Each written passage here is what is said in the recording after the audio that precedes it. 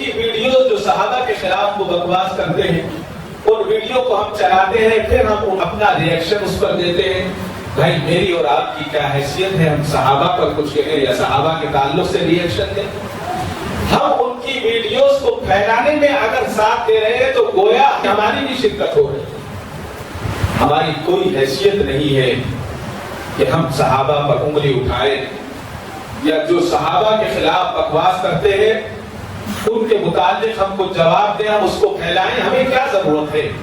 حضرت ابو سعید خدری رضی اللہ تعالیٰ روایت کرتے ہیں، اللہ کے نبی صلی اللہ علیہ وسلم نے ارشاد فرمایا، اگر کوئی مومن احد پہاڑ کے برابر بھی سونا لے کر اللہ کے راستے میں خرچ کرے تو وہ میرے صحابہ کے ایک مد یا آدھے مد کے برابر نہیں ہو سکتا۔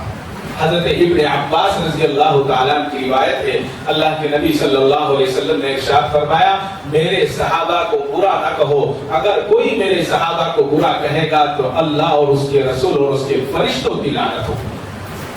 لہذا ہم نہ برا کہیں، نہ برا سنیں، نہ ہم اس کی طرف توجہ دیں۔